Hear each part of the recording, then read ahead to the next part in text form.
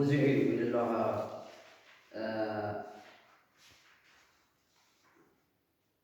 ክብርን ኣምላክ ይሁን። እስኪ ቆሮንቶስ መንራእዮ ቆሮንቶስ ብዛዕባ እቲ ጸጋ ክዛረብ ከሎ ኣብ ክንደይ ጀምሮ 12 ጀምሮ ብዛዕባ ጸጋ ክዛረብ ከሎ او 12 ቆሮንቶስ ክብርን ኣምላክ ይሁን።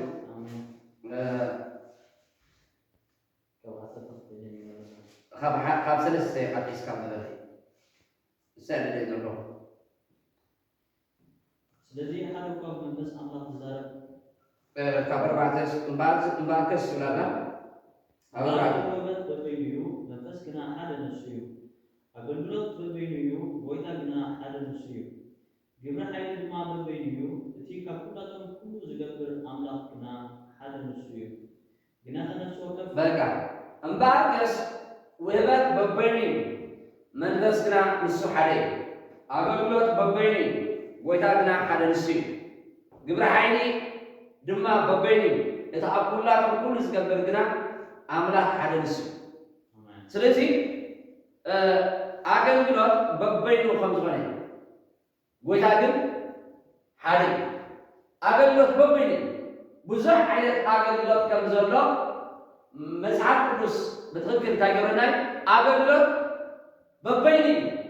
ሓደ ዓይነት ኣገልግሎት ኣይኮነን እቲ ዝግልገል ጎይታ ግን ሓደ እዩ ውህበታት በበይኑ እቲ መንፈስ ግና ሓደ እዩ ግብረ ሓይሊ በበይኑ እዩ እቲ ኣብ ኩላቶም ግብረ ሓይሊ ዝገብር ግና ሓደ ኣምላክ ንሱ እዩ በቲ ሓደ ክግለጽ ከሎ እግዚኣብሔር ዝተፈላለየ ግብርታት ኣብ ዝተፈላለየ ሰባት ክገብር ይኽእል እዩ በበይኑ ዝኾነ ግብረ ሓይሊ ክገብር ይኽእል እዩ በበይኑ ዝኾነ ግብረ ሓይሊ ክገብር ይኽእል እዩ እቲ ዝገብር ዘሎ ግና ሓደ ኣምላክ እዩ እቲ ዝገብር ዘሎ ግና መን እዩ ሓደ ኣምላክ እዩ በበይኑ ዝኾነ ኣገልግሎት ኣሎ ግና እቲ ዝግልገል ጎይታ ግን ሓደ ንሱ እዩ ክብሪ እግዚኣብሔር ይሁን ሎሚ እንሪኦ ሓደ ካብቲ ክፋል ናይ ኣገልግሎትና ንእግዚኣብሔር ብኸመይ መልክዕ ኢና ነገልግሎ ክሪኦ ኢና እግዚኣብሔር መስገን ሓደ ክፋል ካብቲ ናይ ኣገልግሎት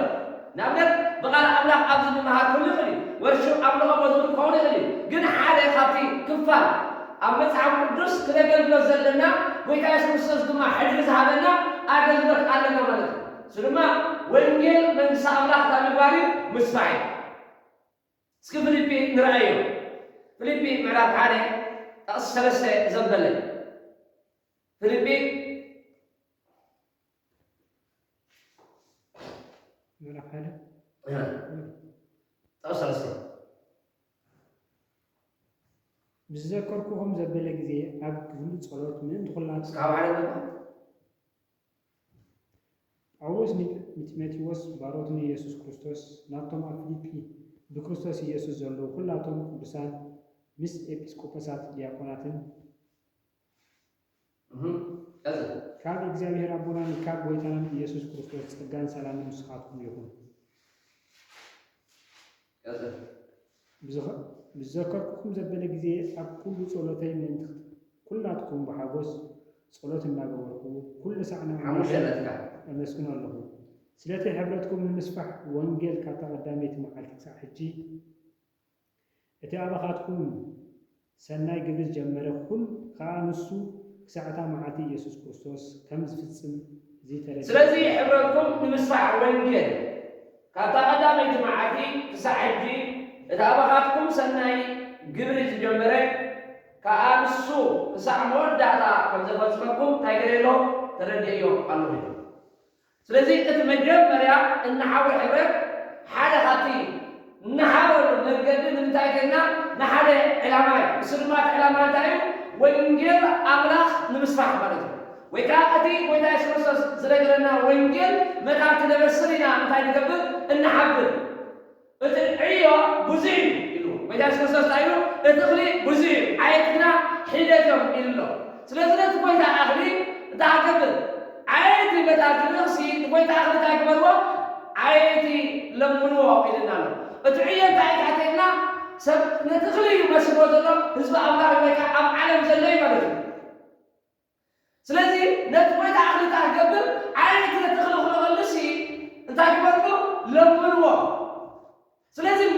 ወንጌል እግዚአብሔር ጎይታ ኢየሱስ ታይልናይ ናብዘል ዓለም ኪኑ ይልናል ናበይ ናብዘል ዓለም ታይበሩ ኪኑ ንብዘል ድማ ታይበሩ ወንጌላይ መስኩሩ ወይካ ወንጌላይ ንገሩ ይልናል አገልግሎት ታይበሩ ሓደ ሀብቲ ንጌታ እነገልግለው ወንጌል መንግስት አምላክ ታምባሪ ምስፋይ ስለዚህ ከመይገርና አይና ወንጌል ክርስክር ዘለና ናይ ወንጌል ዕዳውን ከም ዘለና መጽሐፍ ቅዱስ ነገርና ዳይና ነው ናይ ወንጌል ታከም ዘለና ዕዳ ከም ዘለና ወንጌል ክርስክር ከም ዘለና ሓደ ሀብቲ ጸዋዕና ታይና ዘላ ወንጌል መንግስት አምላክ ክነግርና ተጸውይ ወንጌል ድማ ንጸራዊ ወይ ካኒ አህዛብ ወይ ካኒ እስራኤላዊ ጥራይ አይኮነን ናብ ኩሉ ዓለም ወንጌል ታንገበት ነብጽሕ ይደል እግዚአብሔር ናብ ኩሉ ዓለም ታንገበት ወንጌል ክነብጽሕ እዚ ወንጌል እዚ ድማ ብነቢያት ዝተነገረዩ ብመላእክት ዝተነገረዩ ሉቃስ እስክንድር አይነ እግዚአብሔር ይመስገን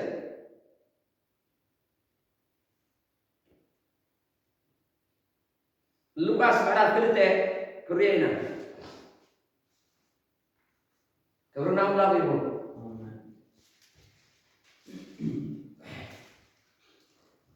ሉቃስ ምዕራፍ 2 ተደራሪናዮ ጎይታ ኢየሱስ ክርስቶስ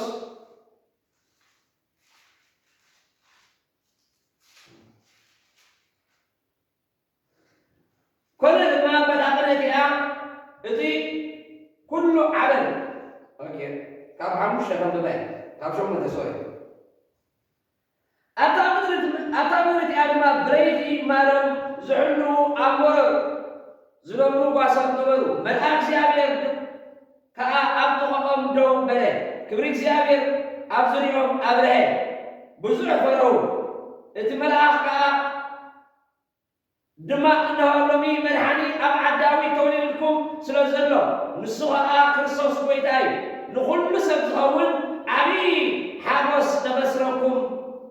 ኣበስረኩም ኣለዉ ኣይትፍሩ ምልክታ እዚ ይኹንኩም ኣብ መብልዕ ማይ ብዓለባ ዝተጠቕለለ ህፃን ደቅሹ ክትረኽቡ ኢኹም በሎ ብዙሓት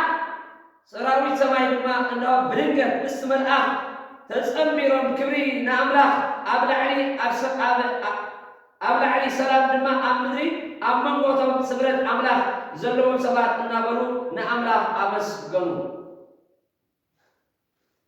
ስለዚ ጎይታ ኢየሱስ ክርስቶስ ኣብቲ ዝተወለደሉ መልአክ እግዚአብሔር ኣብ ክብሪ እግዚአብሔር ኣብ ዙርያ እቶም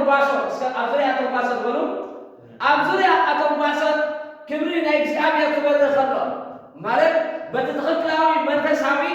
ኣብ ዙርያ እቶም ጓሶት ታይ ክበርህ ኣሎ ናይ እግዚአብሔር ክብሪ ክበርህ ኣለዎ ማለት እዩ ናይ እግዚአብሔር መንፈስ ናይ እግዚአብሔር ጸጋ ናይ እግዚአብሔር ሓይሊ ናይ እግዚአብሔር ብርሃን ኣብ ዙርያ እቶም ጓሶት ምክንያቱ ጓሶት እዮም እንታይ ዝገብሩ ምስክርነት ብትኽክል ክምስክሩ ዘለዎ ስለዚ ናብቶም ጓሶት መፅኡ እቶም ጓሶት ድማ እንታይ ዝገብሩ እዮም ማን ዝሕሉ እዮም ኣብ በረኻ እዮም ዘለዉ ግና ከም መልአክ እግዚአብሔር መፅኡ እንታይ ኢሉ መድሓኒ ኣብ ዓዳዊ እንታይ ገይርኩም ኣሎ ተወሊድኩም ኣሎ እሞ እሱ ድማ መኒ ክርስቶስ ጎይታ እዩ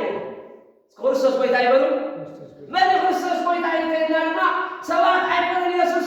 ክርስቶስ ጎይታ እዩ እሞ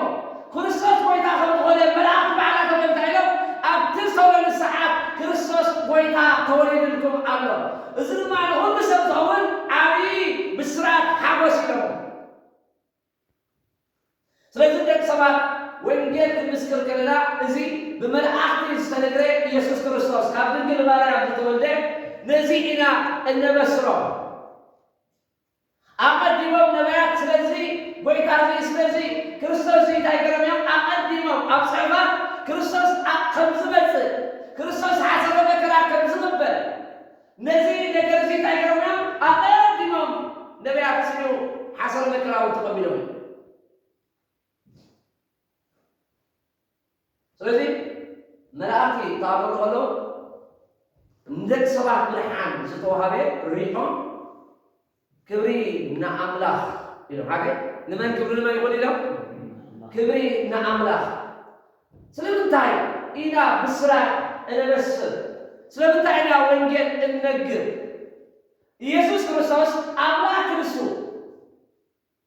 እግዚአብሔር እርሱ ጎይታ እርሱ ሁሉ ዝብል አምላክ እርሱ ሲል ማዕረግነይ ለእግዚአብሔር ነገር ከቢድ ምዃኑ ማዕረግነይ እግዚአብሔር ካብቲ ዝተባህለ ዕላማ ወፂኡ ኣብ ውድቀት ከም ዝወረደ ከምቲ ዝተባህለሉ መንገዲ ስለዘይተመላለሰ ኣብ ቅድሚ እግዚአብሔር ደው ስለዘይበለ ልቢ እግዚአብሔር ደሪቑ ጎይታ ኢየሱስ ክርስቶስ ናብ ምድሪ ወይ ከዓ ኣቦን ወዱን ኢየሱስ ክርስቶስ ነቲ ሓደ ወዱ ናብ ዓለም ተዓበዶ ከሎ ክልኾ ከሎ ንእግዚአብሔር ዝኸበረ ነገር እንተይትብኒ ንመልኣክ ወዲቖም ኣይኮነን ከቢድዎ ክብደት ዝኸበረ ግን ሰባት እቶም ብምልኩዑን ብምስሉን ስለተፈጥሩ ሰብ ስለዝወደቐ ነዚ ብልሓደ እዚ ድማ እግዚአብሔር ካገብር ከሎ ንሓደ ወዱ ክርስቶስ ኢየሱስ ናብዚ ዓለም እዚ ክለቕቕ ክልኾ ኮነ ንሪኦ ማለት እዩ ወይታሲ ካበይ መፅኡ ካብ ዝፋኑ ወሪዱ ማዕረ ኣምላክ እርሱ ይደንሓቅ ብንብረቱ ድማ ከም ምንታይ ኮነ ከም ሰብ ኮይኑ ርእሱ ኣዋሪዱ ስጋ ሞት እንታይ ገበረ ይብለና እስኪ ተኣዘዝ በሉ ወንጌል እስክበሉ ስጋ ሞት ኢኻ ትእዘዝ ዘለካ ሞት ወንጌል እንታለዎ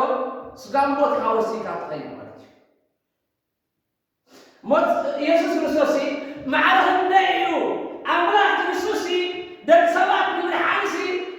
ነቲ ናይ ሰብ ነገር ለቢሱ ነቲ ናይ ሰብ ነገር ሒዙ ናብዚ ምድሪ እዚ መፅኡ ንዓና እናዓገለና ጀሚሩ ማለት እዩ ብስራት ወይ ከዓ ንዓና ንምድሓን ክመፅእ እንታይ ኢሉ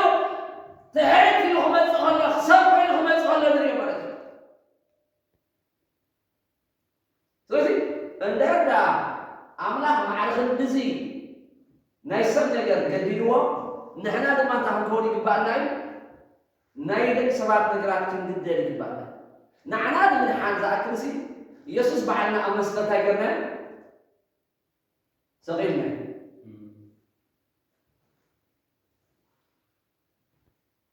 ንእግዚአብሔር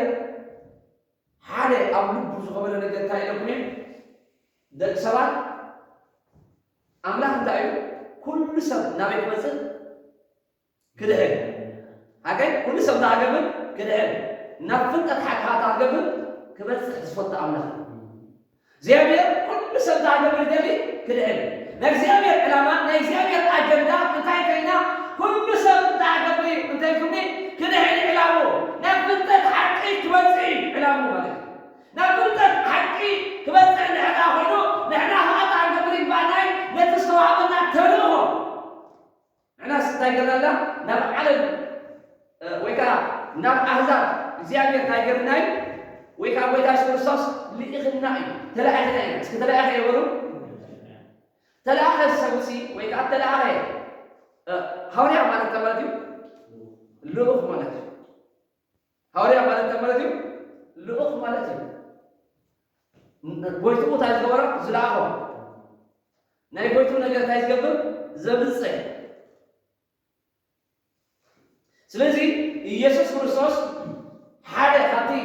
ብስራት እንታይ ጎድና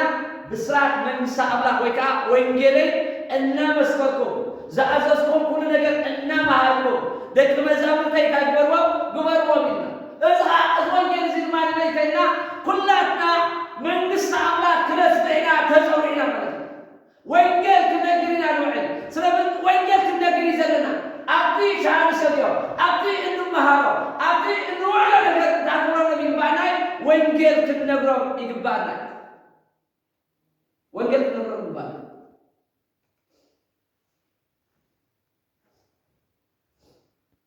እስከ ጳውሎስ በሉ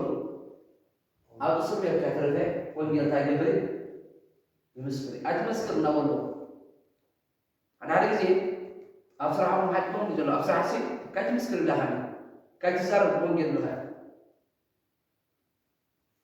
እጂ በቲ ትእዛዝ ከዓ እንታይ ንገብር ኢና ስቕ ንብል ንሓገር ማለት እቲ ዋይስ ኣይኮንናን ከመይ ጌርና ክንምስክር ከም ዘለና ከመይ ጌርና ክንዛረብ ከም ዘለና ወላ ስራሕና እንተዘይትቐልከልና ድሓን በቲ እንነብሮ ነገር ኣብ ወንጌል ግን ድሓን ዝበሃል ነገር ስለዚ እንታይ ደሞ በዚ ስም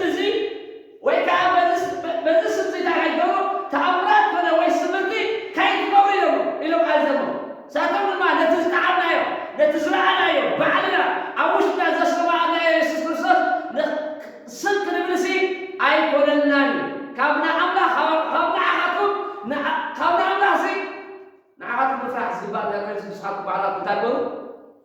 ፍረዱ። ስለዚ እንታይ ብሎም ዘሎ ባዕላ ዘረባ ንዓትኳይ ፍርዓኩምና ንእግዚአብሔርና እንታይ ንገብር እንፈር ትእዛዛትኩም ትእዛዝ ኣውፅእልን ናይ ሕጂ በዚ ሰብ እዚ ካይትገብሩ ካይትምሩ ኢሎም ስለዚ ንዕሩክትና ንቤተሰብና ንሕዋትና ንቐረብትና መሳርሕትና ኣብ ንወፆ እናኣትዎ ወንጌል እንታይ ክንገብር ይግባእናይ ክንነግር ይግባእናይ ምክንያቱ ስለምንታይ ከልና ናይ ወንጌል ተልእኮ ስለ ዘለና ጎይታ ኢየሱስ ክርስቶስ ኣይገለና ናብ ዓለም ስለ ዘለኣኸና ኩሉ ሰብ ናብ ምልሓን ትበፅእ መጣን ኩሉ ሰብ ናብ ወዲ ኣምላኽ ናብ ፍልጠት ሓቂ መጣን ትበፅእ ወንጌል ክንምስክር ይግባእና ወንጌል ክንምስክር ይግባእና ስለዚ ናምላኽ ወንጌል ብምምስካር እንታይ ንገብረና ማለት እዩ ነገልግለና ማለት እዩ ስለምንታይ እዩ ዓብዪ ሓጎስ እዩ ሰብ ዓብዪ ሓጎስ ዘይገብረኩም ኣላ ነብረኩም ኣላ ምክንያቱ ሰብ ብካልእ መንገዲ ታገብር ኣይክእልን እዩ ናይ ሰብ ዕድል ኢየሱስ ጥራይ ናይ ሰብ ዕድል መንገዲ መን እዩ ኢየሱስ ጥራይ ስለዚ በዚ ኢየሱስ ክርስቶስ እንተዘይድሒሉ ብካልእ መንገዲ ኢየሱስ እንታይ እዩ ኣነ ናይ ብሓቂ መንገዲ እየ ኣነ እንታይ ናይ ሓቂ መንገዲ ኣነ ተኣብ ደገ ብዘይ ብኣይ ሓደ እኳ ናበይ ክመፅእ የለን ክኣቱ ዝኽእል ነገር የለን እዩ እቲ ኣብ ደገ ኣነ እቲ ባይ ዝኣቱ ድማ ክድሕን እዩ ነምበር ዋን ሽዑ ድማ ታገብር ብሰላም ክኣቱ ክወፅን ወጓሱ ድማ ክረክብ እዩ እግዚኣብሔር መስገን ኣብቲ በትትኽክል ኣብ ደገ ድሕሪ ዓቲሓተራኻ ታክገብር ትኽእል ምንሓን ክትረክብ ትኽእል ስለዚ እቲ ትኽክል መንገዲ ምንሓን ንሕዋትና ንቤተሰብና ንሃገርና ደቂ ህዝብና ንፈልጦ ብኩሉ ነገር ታገብር ይግባእናይ ክንምስክር ይግባእና ዕዳና እንታይ ገርና ይኸውን ተልእኾና ዘንጊዕና ኸይኮን ተልእኾና ክንወልድ ኣይኮነን ተልእኾና ናብራ ክንገብር ኣይኮነን ተልእኾና ገለ ነገር ክንገብር ኣይኮነን ተልእኾና እንታይ ወንጌል መንግስቲ ኣምላኽ ታገብር ክነብፅሕ ወንጌል መንግስቲ ኣምላኽ ታገብር ክነብፅሕ ስለዚ ጎይታ ኢየሱስ ክርስቶስ እስኪ ማርቆስ እንርአዮ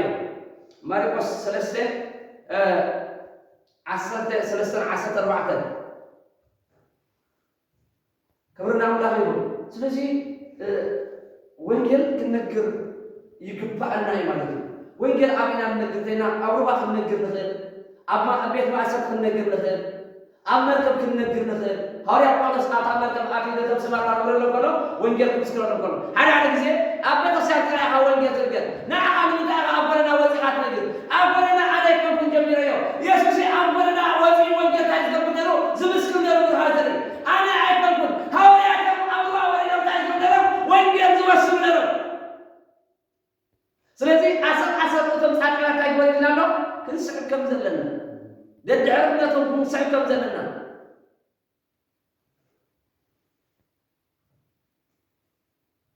ሕውነትና ካይበተነና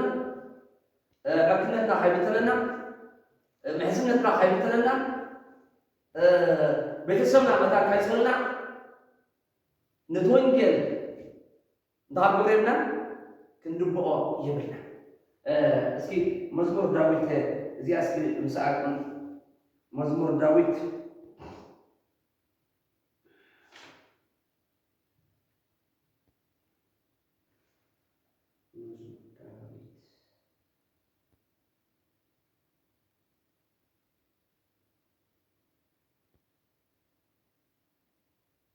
ክብርን ኣምላኽ ይሁን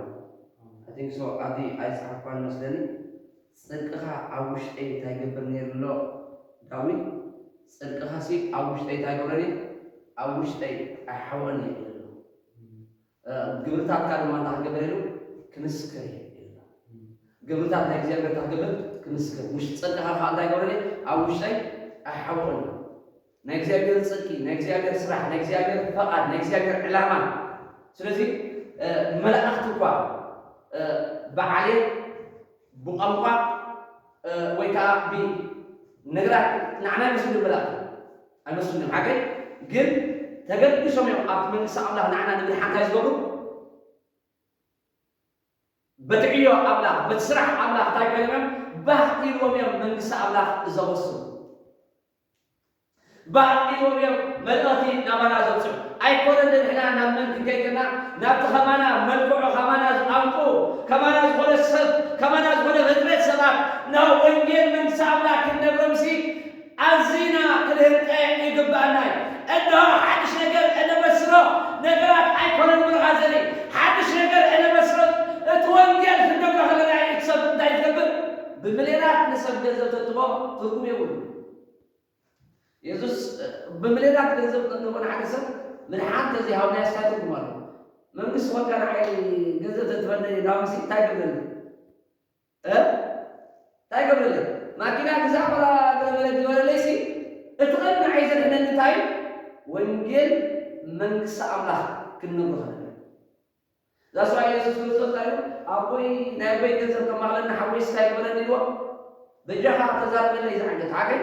من يغنون بهم تاي فران سايق يرنيكو هو تقول سبب تاي ولا تلو بزعيق كذا باي ولا تلو حجي تقدم يمكن عتل تاع هو تزار يزور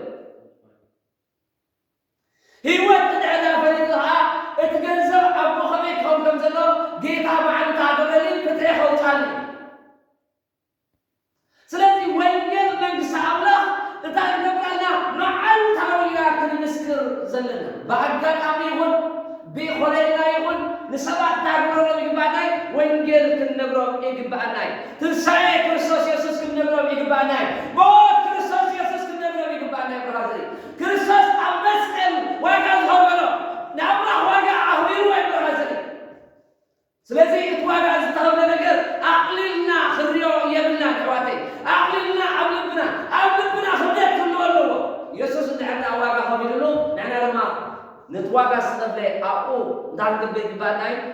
كنك ألس يبقى هؤلاء أوروس تتعلم تحسون نعرف عسى تتعلم وسي تعلم لي لبنا تعلم لي لبنا هذا بصر من لي لبنا orang ka عسى تربية ماركوس أمبلا أكرني لما زدليهم شوارع نوها أمتو وصول أنتي خنن كسبكم أنتي كل خنن أصلت قلت جبران سلسي نبكرن ديبه نعود ما تجبران صوّع أنا نسخاتكم وينجيل من ساملا تانجب مجبرة لما يزال على بيوت تصوعنا كلاين ما أتصوع كتاين نو وينجيل من ساملا تانجب ما تانكروه أنا تتلاقى سبي نسخات تتلاقى سبيها ونحن يسوع كريستوس مجبرة نحن نعرف كتروه على وجهه المسجد سلسي تايلو متى تروحوا تايلو صوّعوا لوغ يسمونه أتلوغ ملاك سمونه نتماي موسي الناوصلون نتماي كناوصلون دماسكونه فوسينه وينجل حساب نقدرة الناوص على لها فوسنا بزحات سبات بسقاي زنورو بزحات سبات أبو زنورو بزحات سبات كو من قد نحن من يزرينا من يسنى الله زرينا وزنورو بزحات سبات سلسي أولوس معرفة مني كرات نرو معرفة مني سمعت نرو بزعم أحواته سكر علي رومي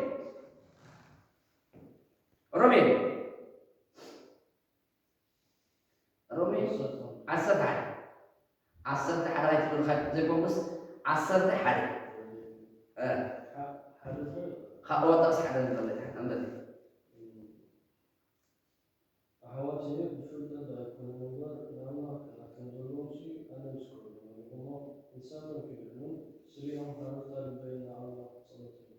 رأيوا بزعبة ديك إسرائيل تزارب كله بزعباتهم أهلاويان زي أمرو بفلتة داعي كله مالك فلتة حكي زي هو مالك دا زي هو بفلتة حكي لا أيقونة نبر بفلتة دا أيقونة نبر نعمرخ من الجالين نعمرخ من لاين سلطان لهم كنعات علوه أبواتنا يقول أحواتنا يقول أحدنا يقول بفلاي كان هنا مثال لنا بتعمل إكزامير دليل البيزا له زنا قد بمتع أيقولن بمتع دا أيقولن أمبر العكسي علوه قنا خيس لياته مثال لنا له نبدحان هارتا علني صلوة عينه مالين نتاعينه وينجل الله نخمس علم إكزامير مسكت تبتت حاجة تعمله كرهموه ስለዚህ ታዲያ ኣብ ልብና ህዝብና ስታይኮና ሎ ክብደት ክልወና ኣሎ ወይ ከዓ ኣብ ጾር ክልወና ኣሎ ጾር ስለ ህዝብና ጾር ክልወና ኣሎ ስለ ህዝብና እናሓስብ ማለቱ ሓንቲ ነፍሲ እንድሕር ጠፊኣ ካይመስከርናላሲ ናብያ ትወርድ ሲኦል እያ ትወርድ ኣብኡ እንታይ ኢለን ንስሐ ዝበሃል ነገር ኣብ ክንደይ ይኽእሉ ዘሎ ኣብ እዮም እንታይ ዘሎ ትክ ከም ዝብተን እዩ ሓገር እቲ ናብ ሲኦል ተወረደ ከዓ እንታይ ይገብር ፈፂሙ ኣይመለስም ኣብ እዮም 9 እዩ ማለት 7 ድዩ 9 ቦታት በቃ ስለዚ ሰብ ኣብ ሲኦል ወሪዱ ሳይብሉን ናይ ንስሐ ሂወት ይብሉን እዚ ሳምራ ክሶበት ብክንትጫ ኣኽናፋ ውፅያ ተሎ ገለመለ ፅውፅዋ እዩ ክነግረኩም ፅውፅዋ እዩ ንምንታይ ፅውፅዋ እዩ ከም ዝበሃል ነገር የለን እግዚኣብሔር ቅንዕ ፈላሊ ኣብ ወይ ንስሐ ቦታ የለን እንተዝኸውን ነሩ ተሃታም ሰብኣይ እንታይ ዝገበረ ምድሓነ ተሃታም ሰብኣይ ኢየሱስ ክርስቶስ መሲሉሉ እዩ ኣብኡ ከለኻ ትዕግል እንተዘይተመላለስካሲ እንተዘይተመላለስስ ከምቲ ንስኻ ትረኸቦ ክረኸበ እዩ ቃል ኣምላኽ እንታይ ይገብርኒ ኣይገራጨን ይብርኻ ዘሪ ቃል ኣምላኽ ንዕልዕሉ ኣይዋቕዓን እንተዝኸውን ኣብ ንስሐሲ ኢየሱስ ክርስቶስ ናብ ምድሪ ክሳቐይ ኣይመፀን ናይ ንስሐ ቦታ ከቢቱ ካብ ሲኦል ብሓደ ምስሓበና ንሕና እውን ከም ድሌትና እንዳገበርና ኣብኡ ከይድና ምትነስሓና ግን ድሕሪ ሞት እንታይ ፍርዲ ይልወለ ኣብ ዕብራውያን ስለዚ ወንጌል መንግስቲ ኣምላኽ ክነግር ኣለና ወንጌል መንግስቲ ኣምላኽ ዘበስር ከዓ መን እዩ ክብረቱ ዝሓደገ ሰብ ርእሱ እንታይ ዝገበረ ዝቐበፀ ሰብ መንነቱ እንታይ ዝገበረ ዝደርበየ ሰብ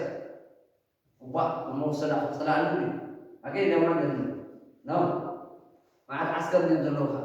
ትምስክረሉ ዲኻ ዋላ ተመሳሲልካ ዲኻ ተቅሶም ከመያ ጌታ ኢየሱስ ክርስቶስ ይመስገን ኩላትና ማለት እየ ንናብቆምሎ ከለዉ ኩላትና ዝፈልጡና ሰባት ኣለዉ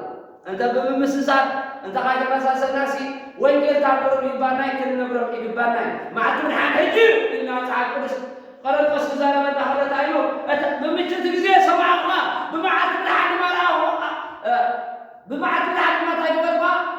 ረዳእዋ እታ መዓት ምድሓን ድማ ሕጂ ኣይን እግዚኣብሔር ይመስገን ሕጂ ንኣትንዕን እግዚኣብሔር ይመስገን ፅባሕ ናትና ኣይኮነን ብዙሓት ሰባት ኣይደም ስለ ፅባሕ ይሰረም እዮም ድሓን ሓደ መዓታዊ ትበል እየ ድሕር ነገራት ምድሓን ሕጂ ምድሓን ሕጂ ይበሉ ኢየሱስ እልፍ በለ ኢየሱስ እንድሕር ዓሊሙሲ ኣይትኸውመን ኢኻ ሃገር ኢየሱስ እንድሕር ዓሊሙ እንታይ የለን በቃ ኣይትኸውመን ኢየሱስ እንድሕር ኣሕልፍ ኢልካ ኸይዱ ኢየሱስ ታክብሮ ይክእልና ክትረኽቦ ይክእልና ንኽትረኽቦ ብዙሕ ግዜ ይወስደልካ ስለዚ ኢየሱስ ክርስቶስ ቀረባ ከሎ እግዚኣብሔር ክምስከረልካ ኣሎ ወንጌል ክንነግሮም ከለና ግን ኣብ ሰባት እንታይ ኣብቶም ይኽእልዮም ብዙሓት ሰባት ኣብዛ ከተማ እዚኣ ጎይታ ዘርኢ ንምንታይ ይኹም ከም ዘሎ ጎይታ ዘርእንስ ብዙሓት ሰባት ኣሎ ዝልዑ እዮም ናብ መድሓን ዝመፁ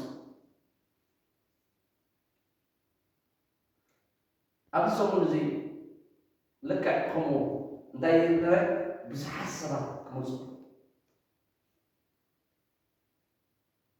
ግን ነቲ መንገዲ መድሓን እንነግሮም እንሪኦም መን እዩ ንሕና ኢና ክንነግሮም ዘለና ስለዚ እግዚኣብሔር ንተልኢኽና ኣሎ ዝምድር እዚ ሕጂ መልኣኽቲ መፂኦም ጎደና መፂኦም ፅባሕ ክምስክር ይኮነን ብኣና ገሪኡ እግዚኣብሔር እንታይ ዝገብር መኣዛ ፍልጠቱ እንታይ ዝገብር ኢሉ ዝነግር መኣዛ ፍልጠቱ እቲ ብርሃን እቲ ሓቂ ንደቂ ሰባት ክነበስሮም ኣለ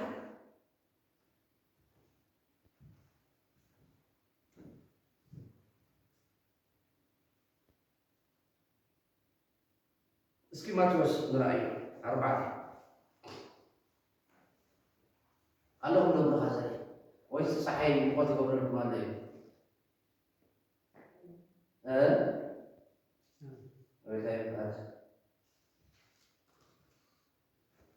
ማቴዎስ ምዕራፍ 4 ካብ 19 ንርአዩ እግዚኣብሔር ይባሃል ወንጌል أمبلي أتقابري قلنا كمان نسكله كل أخوات بيتوس تبيلو جلوس مؤمن إندرياس حاول قرب تعاسى نمرمو مربوم نبحري كدربيو راية يسوسون أنا دما قربتي سرت قبركم يه نروس عاوني برا بونو مربوم حالكم سعبو كاو حالفو كلت كالوس أخوات يعقوب ودي جليوس يوانس حاول مستر ديوس أبوم مربوم أرجلا كعريو راية مو صواب ساتوكا نتاجرمان أبو من حديقهم بونه سعبوا يسوع كريستوس ويتا سلسي ويتا يسوع كريستوس ناب أولاد ناب إدراسون حاول ندرسن كيلو عشان نقبل بسنيعهم سلسي تاكل بلو أنا ما نقبل سب قبلكم يلو ساتوك ما بون نتري نتاكل ميلو تاكل ميلو صعب نسعى لكريستوس يخاطر وينكير كتاب السر تحت أفكار من يجيب راس ملكا نكير الصوص بسر ملكا سعوني أنا أتعقب ركمي قلبت سبعة تقبل ركمي ساتون ما مربوهم قريبهم أربعة دعوات أبوهم قريبهم مربوهم قريبهم مركبهم قريبهم مسي دكتوري واسكاجرهم نزل جزي بلوك بلون يسوع كريستوس آل يسوع سمعهم كم يسوع كريستوس نريهم يسوع كريستوس كسبوا هذا الريو سلازي وين يكلم سلند على أخينا يسوع كريستوس الناس عبدنا وين قال من سامع النبسل وزعج يقول مسكرنا قدوم غريب أكيد وزعج يقول هذا زي بيتروس عسى هذا من فاق وزعج زي مكرنا قدوم غريب قلت مويتا يسوع كريستوس يسوع صار له أمي كرجع حجنا تاجي بريرو مربو كان أبي ناب بحري إسكعت بحري متأت مسل بي بعالم يأت مسل سلازي مربو كان أبي دربيرو ناب بحري سلازي إدروس بعد حساس بعد عراركما موسى بايكونن استمر بزع أكملتها فاصلة أيكونن إنتهى مالتين بقال ويتها كنا هزمي تدافع كمهانة ويتها يسكرسوس بدين نجرات من تعبير الله كريه الله مهنات يسكرسوس أيوة سعادة شو ما أتي أدافع بعد ما خليه الله نريو ماني بعصب الخبريه الله نريو دخليه الله الرأس من اللي يتعصب فينو قرأ عصا تايجر لنا حسن يسوع سايبو شعوب إدروس عصا الوفاء مربب كاتايجر ناب بحري دربي كله خلنا سلسي إدروس ما تايجر مولي لا يتسعنا قال نقدر أحزنا له حجنا بقى كاتايجر له يدربي له له بزرع عصا ما كعيس كله النيا سلسي يسوع كريستوس كم أبو كم تصوعوا بزرع سبعة دبوا كم غلي أو عصا كلهم تعبوا الله أو تعصا خليه خلنا النيا سلسي بقال بيتا بزرع سبعة كم نخليه سكبقال بيتا برو قال بيتا أنا كنا نترجع أنا كنت نترجع سقط ما كنت نترجع اتقال يسوع كريستوس اتوان جل نسبة تايمورمي يرتق عمي سيزوان جل تعلمنا بالزيف راح تنبرون علينا أكل سرعة أتمسري سير نبنوي كلام تايموري ولا دايمي أكل سرعة أتمسري يا سلام نبنوي كلام دايمي بالزيف راح تما أنه أولاك كي مسكري الوالله أبي سياس نبي عند الله أبو كريستوس بيننا أنا وانجيل تمسكر زلنا أبو قدوس كرر كازنا مسي نني أبو قدوس كرر بيننا يسوع كريستوس بيننا وانجيل ممسح الله كنا بس يقطعنا أولوس ده رأيهم نبي أولوس يقول هذا جورهاريا إسران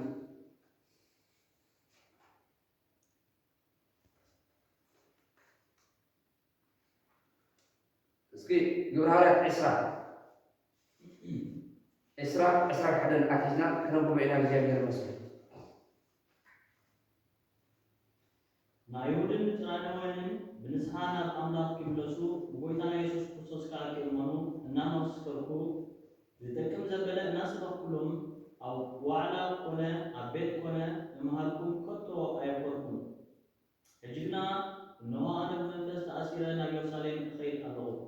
ዘይታ መንፈስ ቅዱስ ማሰልጥን ሰባብ በተሐካሪው እና በላ ከከቱሙ ዝምስክረለይ ዘሎ እንተዘይ ኮይኑስ ካብ ኢየሩሳሌም እንታይ ከም ዝረኽበኒ ኣይፈለጥን እየ። ስለዚህ ናይሉን ንፅርዓውን ብንስሐ ናብ ኣምላኽ እናገበሩ ክምለሱ ወንጌል ክንምስር ከለና እናገበሩ ብንስሐ ናበይ ክምለሱ ናብ ኣምላኽ ናብ ትክክል ህይወት እቲ ዝተዓምናዮ ህይወት ንሕናሲ ካብ መንግስቲ ፀልማት ካብ ስልጣን ፀልማት ኣውፅኡ ኣበይ ኣተወና ዝብል ኣብ መንግስቲ ፍቁር ወዱ ከም ዘእተወና እዚ ናብ መንግስቲ ፍቁር ወዲ ኣትና ዘለና ህይወት ንሰባት ታንጎሮም ይግባአናይ ክንነግሮም ይግባአናይ ንምንታይ ታገሩ ካብ ስልጣን ፀልማት መታ ክወፁ ነቲ ዕያቦም ነቲ ርክሰቶም እናፈንፈንኩም ኢልና ኣሎ ሐዋርያ ይሁዳ ሓቀይ ካብ እንታይ ክበርዎም ኢልና ኣሎ መንጥልዎም ኢልና ኣሎ እግዚአብሔር ይመስገን ካብቲ ዘለዎ ህይወት ክነውፅኦም ኣለና ነየናይ ነቲ ርክሰቶም ነቲ ሕማቅ ኣካይዶም ዘለን እናይፀላዕና ናበንፈናሲ ካብቲ ዘለዎ ህይወት ክወፁ ከም ዘለዎም ቃል ወንጌል ክንምስክረሎም ይግባአና። ስለዚ ሐዋርያ ጳውሎስ ንአይሁዳውነት ጥራይ ዘይኮነስ ንኣሕዛብ እውን እንታይ ገብር ነሪኡ ወንጌል መንግስቲ ኣምላኽ ይነግር ነሪኡ። ምክንያቱ ወንጌል እንታይ የብሉን ፀርዓዊ የብሉ ወይ ከዓ አይሁዳዊ የብሉ ፃዕዳ የብሉ ሓበሻ የብሉ ወይ ከዓ ፀሊም የብሉ ወንጌል ንኩሉ ሰብ እዩ። እግዚአብሔር ይመስገን ኣብ ዕንቲ ሰባት ዲፈረንት ስታይ ክህልዎ ይኽእል እዩ። ሓቀይ ፃዕዳ ኢሉ ናይ ፃዕዳ ጥራይ ክሓስብ ይኽእል እዩ። ኣብ እግዚአብሔር ግን ሰብሰብ ምዃኑ እዩ ዝፈልጥ ኣብ እግዚአብሔር እንታይ ሰብሰብ ምዃኑ ፃዕዳ ይኹን ፀሊም ይኹን ሓበሻ ይኹን ብዘይነት ካብ ብዘሎ ዓይነታትን ቋንቋን ብሄርን እንታይ ከም ዝገበረ ታሪካ መንግስቲ ካህናት ዝገበረ መን ጌታ ክፅውዕ ከሎ ካብ ኩሉ ቋንቋ ካብ ኩሉ ዓሌት ዓሌት እንታይ ግን ዓሌት ሰብ ሓቀይ ዓሌት ሰብ እዩ። መላእክቲ ዓሌት ኣለዎ እንተ የብሉ ኣለዎ ብዙሓት ዓሌት እዮም። ሱራፌል ዝበሃል ኣሎ ኩርቤል ዝበሃል ኣሎ እቶም ክልተ ከዓ ሚካኤልን ገብርኤል ኣሎ ኣብ መፅሓፍ ቅዱስ ግን ዓሌት ኣሎ እናቶም ዓሌት ኣሎ ሓለቃ ዝበሃል ኣሎ ስልጣናት ዝበሃል ኣሎ ገለገለ ዝበሃል ኣሎ። ስለዚ ዓሌት ኣሎ ዓሌት ናይ ዓሳ ዓሌት ኣሎ በቢ ዓይነቶም ዓሳታት ኣለዎ። ስለዚ ንሕና ግን ሓደ ዓሌት ህዝቢ ኢና ሓደ ዓሌት ከሎ እንታይ ሰብ ኢና ወላ ዓሌት እቲ ናትና ፃዕዳ ክኸውን ይኽእል ሓበሻ ክኸውን ይኽእል ፀሊም ክኸውን ይኽእል። ሓደ ጊዜ ኣብ ሓደ ጊዜ ሓደ ሓበሻ እንዲ ኣብ ዝኾነ ኮንፈረንስ እናወፅእ ናይ ፃዕዳ ኢኻ ንፃዕዳ እጅ ዳሎ እቲ ፀሊም ዳሎ እዩ እጅ ናይጀርያ ድዩ ወላ ገለ ኢኻ ትወልድ ጓንዳ ደቁታ ትፀሊም ዳና በኬድ ይዎ ኩላኻትኩም ፀለምቲ ይመስላ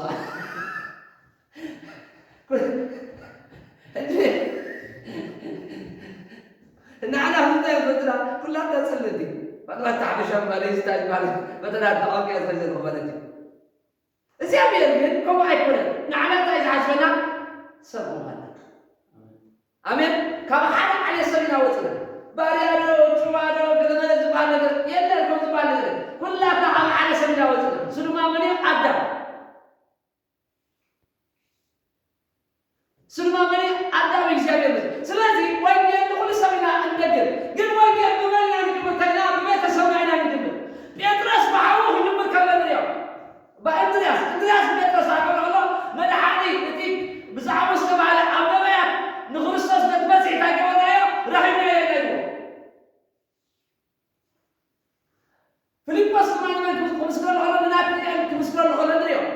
ንወዳ ዓድ ምስክር ከለንሪዮ መጀመሪያ ወንጌል አቤትና ኢና ምስክር ንወዳ ዓድና ኢና ምስክር ኢየሱስ ማለት ነው መጀመሪያ ታግበረለም ናብቶም ናቱ ነፀ ይብለና ናብቶም ናብቶም እስሙ ዝፅውዑ ነቶም መጀመሪያ ዝፈልጥዎ ናብቶም ይመፁ። ስለዚህ መጀመሪያ ናምና ክንከይዘና ንቤትና ኢና መጀመሪያ ክንገብዘና እመን እስራብ ቤት ካንካታ ትገብሪኻ ክድሕን ኢኻ። ስለዚ እቲ ምድሓን ኣባኻ ተጀሚሩ ንቤተሰብካ ላይ እንታይ ገብር እቲ ምድሓን ይመፅእ። ስለዚህ ወንጌል መንግስቲ ኣምላኽ ካብ ቤት እያ ክጅምር ዘለዋ።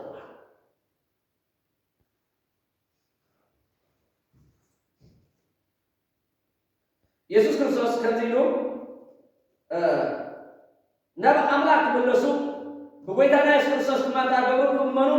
النام مسكوكو زتأكم زبلة النام سببكم لا سببكم أب وعلى كنا أب بيت كنا أب ما كم كتو أيه كتو سلسي هاريا باوس أو على يقول أب بيت يقول أبروبا يقول أب سبلة mana itu Abu Bakar kami masukkan ini dengan Abu Sufyan pun wengel azadwa orang Paulus azan wasra wengel ini negeri siapa yang mesken azad ayat surah wengel yang apa itu zalaka wengel mensamla kita zalaka selamat زتأي أمنة السمتعي وينجر كراي لسمعة الهلال نبرع الصمتعان تزاروا بزيتكم زبراي كما عفكم تعيبر أي يمسع إلا قال زي أمين كنهم بمانا زتأكم زبراي نبرع الزبراء ليه هو زبراء نسا أكثر معملة كبير نسا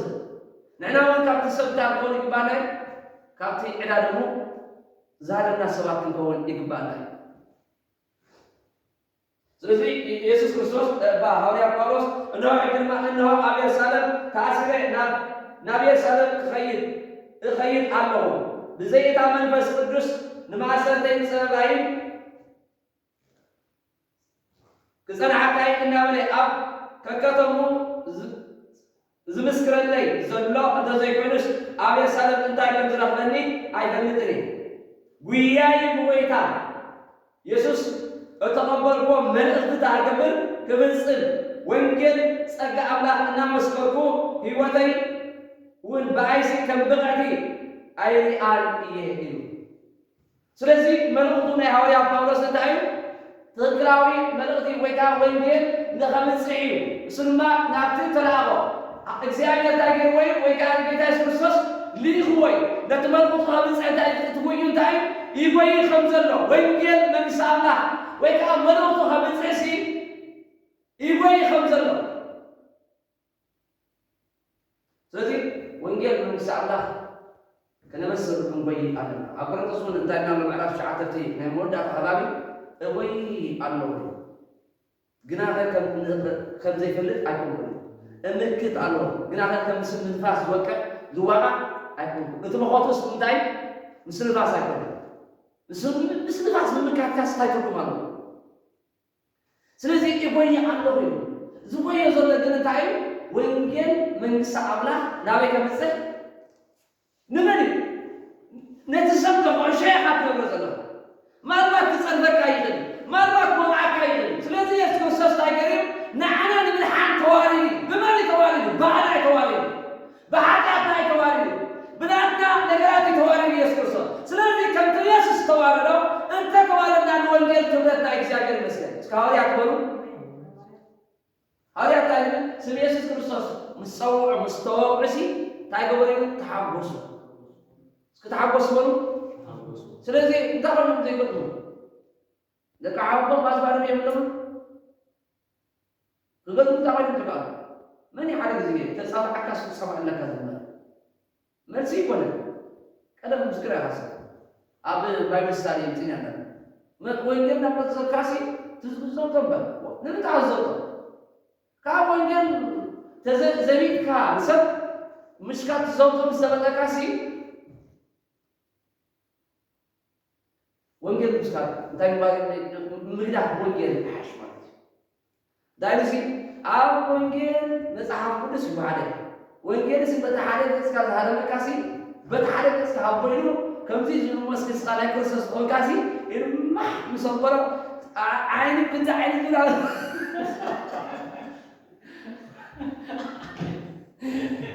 بقولي كده على الأصحاب صاحبي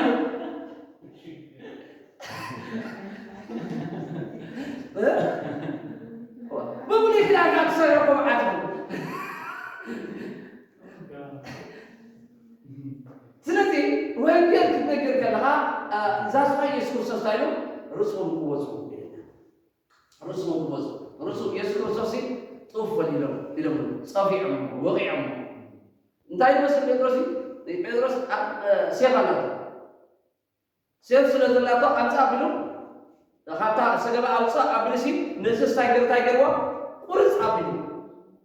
هكا مهنياتو نسيت فلت توجنسو شو عند عينه سياف زبدة بسيف يدايز قبل نتفق سياف كان سبب ولا سيمو أنا لو نجيب عصر دخلت اللي قبل حدا اللي قبل كده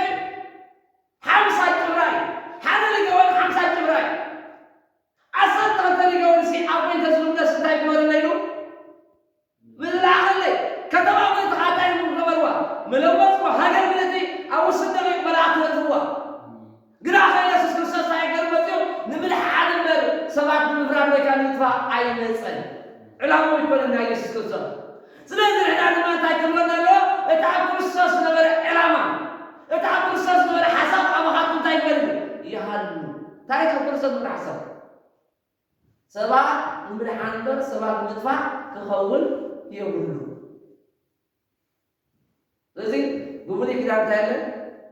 عيني وكذا عينكم سأفعلهم قد تنفون هذا هو ملاتوس نفعلنا هذا تقسم عليه تقسم الفضاء كله خبري كده سكوا حد شيء لانزلوا أنزع بينا بدأت عملنا كده نتاجب النخيل ساعات رسبين نتاجنا له رسوم تاجبرو كتبوا تعرف زموت السرية تاجب بزح تفرق بزح النفري نحنا اسم موجود كاب تملكنا كاب كبرتنا مسمتنا يسوع كريستوس كبر زخون سب يسوع كريستوس المخبار تاع كبرالو كتسألو سلازي حوالي باولوس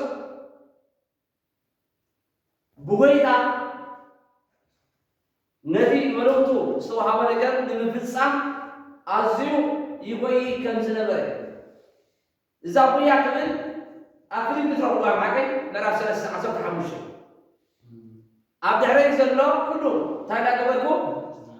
ندار الصعب أنا بسيسي قال لهم تروقس أي مسألة الأمين جناح حدا نقرأ عليه نتري داري زلوا نقرأ ندار الصعب نبت عشر عود دايك بدالهم بكريستوس يسوع يبغى خمسة أكلام يتمشون على أربعة تايلو وياي ودي أمنتك حني سناي قدرات أجري تقالي سلام أتيجي بهيوت زلنا وينجل سناي قدلي كنقالن إجباناي نوينجل نب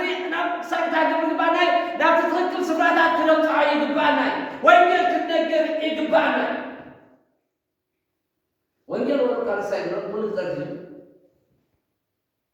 ولا نتخذ زي نقول أتاجر مهنياتو بس عقول سايلنا نبزول بفترة تايقولنا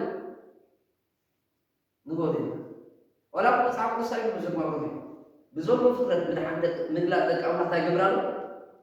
السبرنا ولا بفترة من تايقبرانو يسافر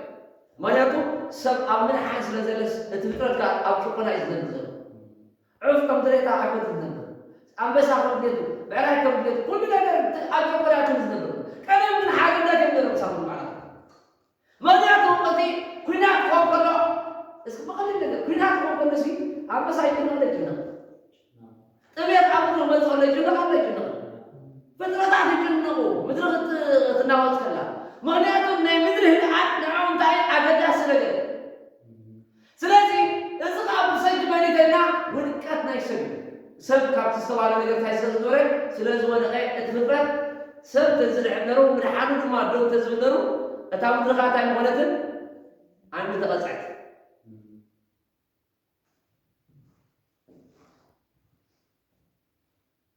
كبرنا الله سلازي وانجل كنا بنصح لنا اسكي نسكيل معرف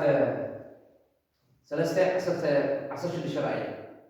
اسكي أول دعوي كان جعلكم مثلا أعطنا يستوون حسب قبل زي المسلمين يسوس ويدا يقسمنا المسلمين أمور هذا شو عاد معاني كم دي اسكيل سلسة عصر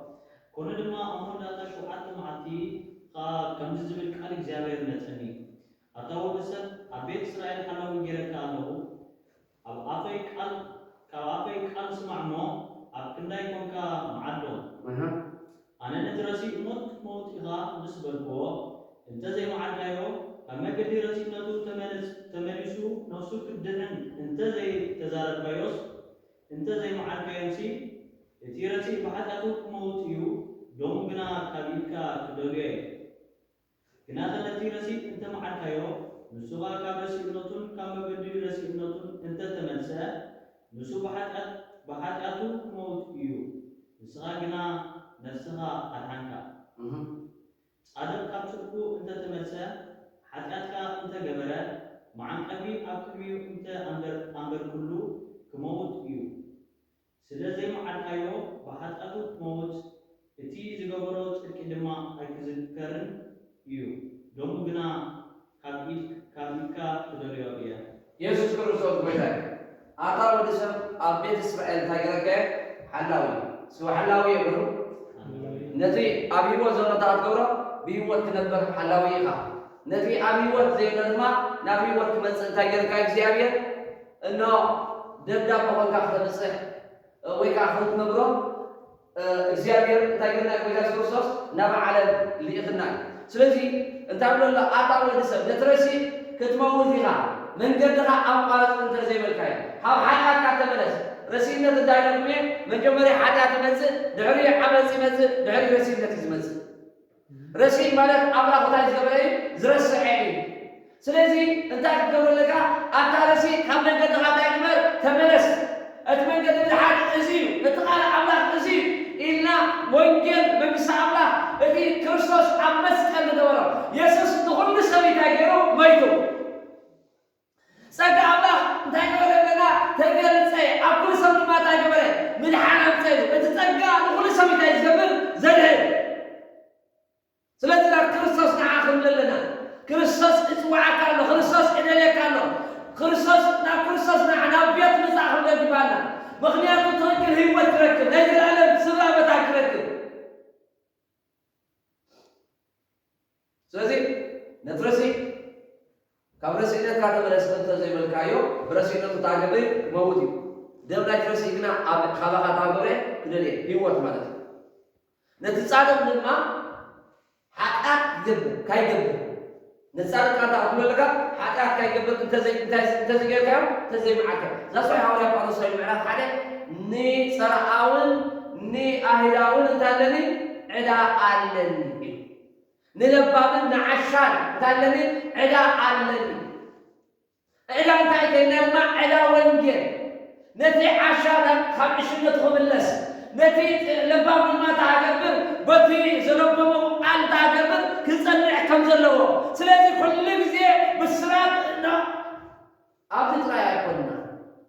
أقول له تاي سفي تعلمون أهوية تريا تنسعوا تملسوا نسخاتكم نتي أملاحنا أحدكم من أحد صحابكم نترسي كريستوس نترسي زغلة سخاتكم تايركم بينو بيد هذا غيركم قتلكم بيد تبحك زي فلتو يسوس بتاعكم بيد تبحكي زي فلتو حق زي فلت أتحك السنة بحق زي فلت يسوس كريستوس تايرما سقيلهم شكاناتهم ስለዚህ ተመለሱ ብለን ይገባልና አይባል ስለዚህ ጳውሎስ ታዩ ወንጌል መንግስት አምላክ ፈቴ ተተወርቆሲ እንዳለኒ አስብልን ተዘይ በወርቆና እንዳዩ ወይለን ይላል ቆሮንቶስ ምዕራፍ 9 ወንጌል ፈቲና ታቆረ ግባታይ ከነበሰር ይገባልና እቲ ቆጥሙ ዘርእ ይልና ቆጥሙ ታይገበት يعصد أدي ببركة زمان ما تايجبل ببركة يعصد سلسلة نمسك أنت تبرو سناي نجار نمزرع تايجبرو تسلكيو إلنا سناي نجار نمزرع أسبوعين جير برو سناي إلي كاب ببلينا نسب خطأ مصوت رليو وإنجيل من سام الله لجينا تعمره بعداي تنعم سيجبان تزيد تطلع كمل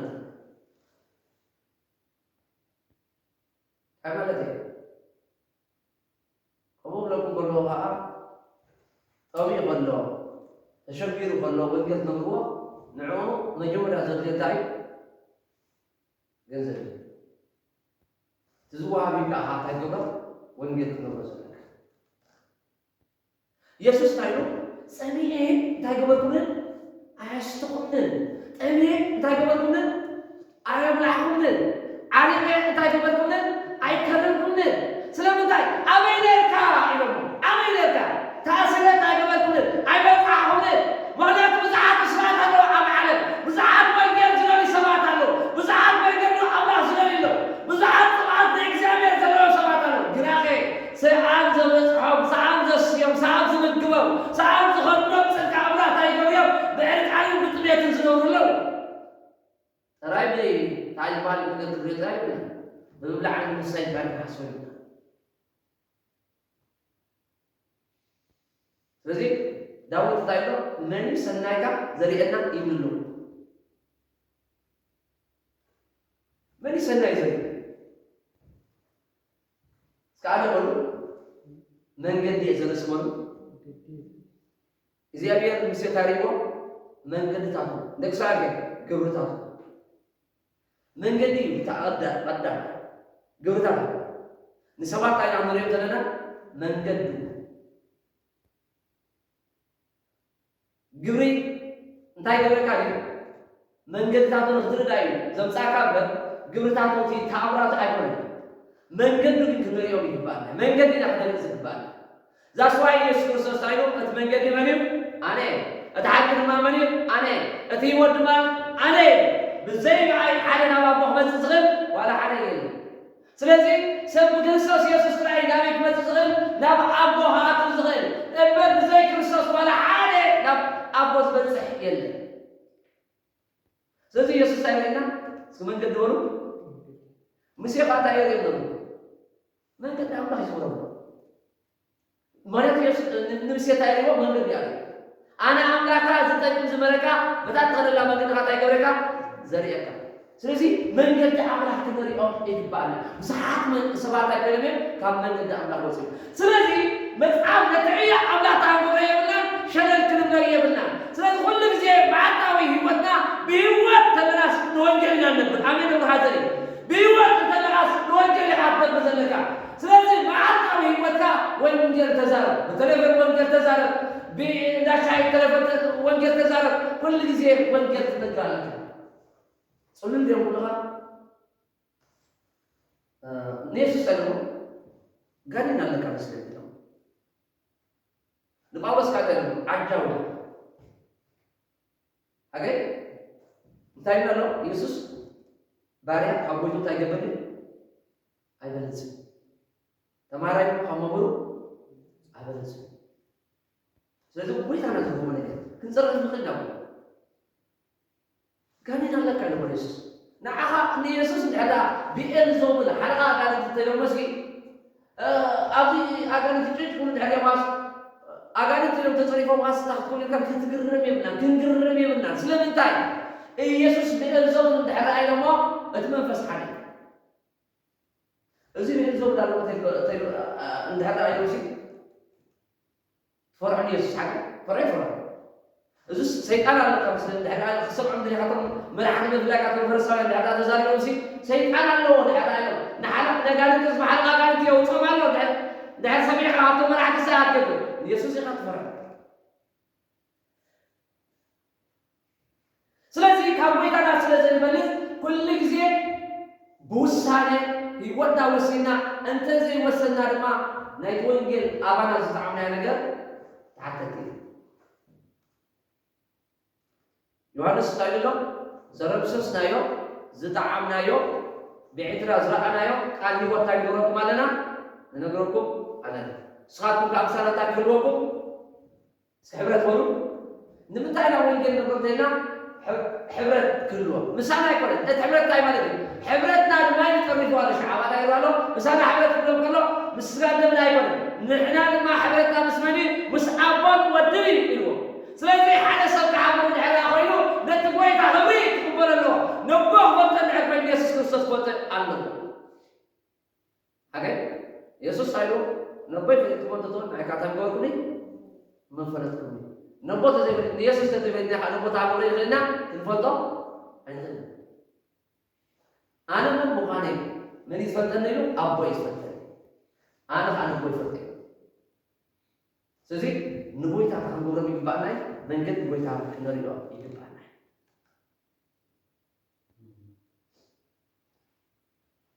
لومي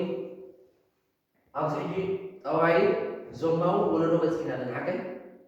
أملاك زي خبري وان مع تاور ساتو نا غلط زنو سوا سلازي يسوس نمنتا يوتيو نمدح نمدح عنقلو سكي يسوس نمدح يوتيو نمن يوتي يسوس كريستوس دك سبعة مدحنو كل سب كده سلازي وينجل زي اللي تسوي حاله وينجل أيتردون وينجل أيتسوّتان على الله ويكا نامدح أو شتاي قبرنا الله أيفرطنا الله سلازي سب قد سلطلاك هذا على جزء تأخذ يمسلكوا أدرسي يقول وينجل تسوي سلازي يسوي قد نقرأ مسمع عيسوي عليهم قد علينا أتاي قبرنا نقرب إلينا مسمع عيسوي حال قولي اليوم قد على أملاك أتاي قبرنا نقرب كنت نقول بيزن لك أقول سألت بهذا الجملة ثاني من الجملة هذا أكثر من جملة ستوب أبنك عبد لك هذا الكلام لا يسوع زي ما صرت العتق أبنك تايقول يغيب سلمتك يسوع كريستوس أنت ما سبب خسرة دخلت خسرك بوينجل زي سمع وينجل كذلك السلاك الحرافينه خيدان يسوس تاي تزارون تعرف مشوا وينجل دبي سكان تقول عم إنسان لا تايقول له أتوصله سلسي كلها تعرف تمرسله يسوس حتى أمريكا وينجل بقبض وينجل محل من فسق سدام باري ننقل كنا قاعدين ولا أكونا دائما قاعدين نقولكم سمسي حبابنا تاي قبرنا على الحنا من حالو تاي كنا سبربو آمينو بعارو تاي قبرنا يسوس وينجل تربيه وتمسكينه مستقبل من حال أو حصل هنا نحن كنا نحن نحن من حالنا نصبر تسلم قدمني زي أهلي نعرف زي سب حبابنا نمسلم ما وينجل سبعي سبون تأمني أنا تبت حبابي كان ستحضر إتنا جلس كان جلس تطلع كده من حنو كنقر حاجة زين زي على المدة وديه عندي سب لما نعطوني عملت لما نعطون حاجة سواء بيت السوالي قال ملك بيجاها يسوس بجاها أنا بكال نجاج أخذونه يسوس كمتي يسوس كمتي يسوس كمتي يسوس كمتي لا تلومنا دعك على معتي بقى ننتهي من النبي خيره نجاج خيره أيوة أنت من حال صحابة الله يقولون حجي دعار فاسر سبق يا ساق فاسر زي حجي أصلا عينك كل شيء حكي شو كانت سبقت قد تزرع تعملي إجزي عليه شعور بحسري بقى لو معك خلاص سبق لك أنا بخليه خدي عمل زلمة بس حزي ما زي يقدر واي بس ونقلا بس يسبق الوصل بالجحا يريده دعار ما بقى أبلغ من تاج بعد قبل بقى أصير سبق أيديه بقى ويا تسمع واحد ودخل ويجي المسكين قال لي زارك عن صلاة يمسيو نايب عن علم نايب عن عدة نايب وتصارع دول قال ملزمين علم تراي بقى نايزا نايب لي كنا بمسي سعد ما يزعل الصغير بوش تحرر إلى بوش تحرر نزس تقول إحنا علم تاسخ قال لي لا الإنسان اللي يزس طلع تبغى كده شعور كم يا أخي كان تجي قال لي لا أم لا كنت علم زل عبرين أروح بليل يسوع كريستوس ويدا هذا على جزء على تاي قولنا كم زي إكسامير يودعي بمن تاي سوي رتع إكسامير تاي قبل يفلت بمن تاي إكسامير نتوين كذي يرجع سيفلت هذا جزء على تاي هذا بتشاغل إحنا إلى تا ولا نديع نحن بتشاغل بقى كريستوس كم زي كريستوس كم زي كريستوس كم زي كريستوس كم زي لا መንግስት ሃይማኖት ቃል ሰብከት ይሉ ቦይታ ተቀብሉ በቃ ኢየሱስ ምሕረት ገሩልላ ዋይ ሃይሉ መንግስት ሃይማኖት ደሎ መንግስት ሲ አይቆበር ይላል ታሰባ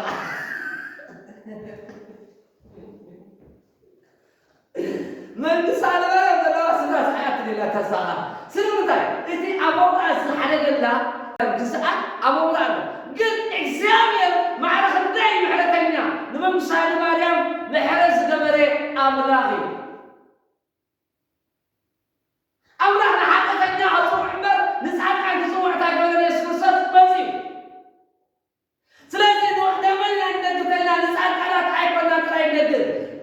ወንጌል በእና ነብሮ ንሓቂ ሰብ ወንጌል ዘድልዮ ወዲ ሰብሲ ሓጢኣን እንታገበል መፀዩ ንጥፋኣት ከልዒል ዝመፀ እምበር ንጻድቃን አይኮነን ወይ ጋር ታይናሎ ንሕሙስ እንታይ ዘድልዎ እዩ ንሓቂ ምን አለ ነገር ዘድልዎ ዝደልዎ አሳብሎ እንታይ እስክንጎርኒ حكيم سي ሕሙማት እዮም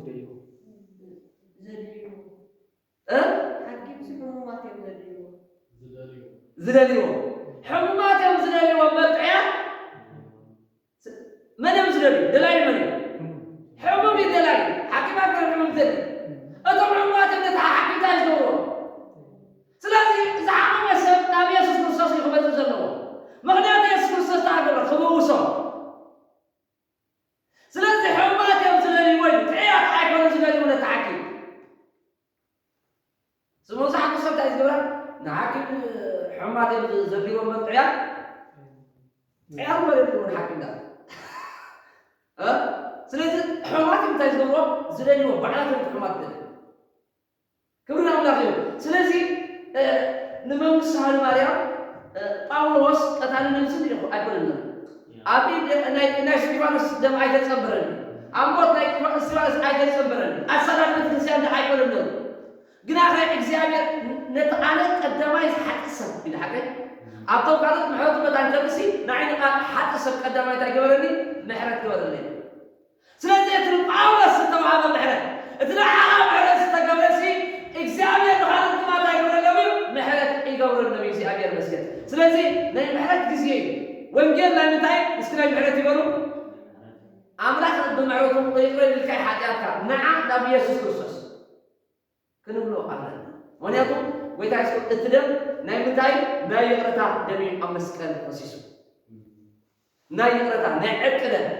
ናይ ህይወት ደም ክብር ለእግዚአብሔር ይሁን ስለዚህ ጌታ ይባረክ ሁላና አንሰልይና አብዚ ወዲለሁ ስለዚህ ወንጌል ሁሉ ጊዜ ታሪበር ንመስክር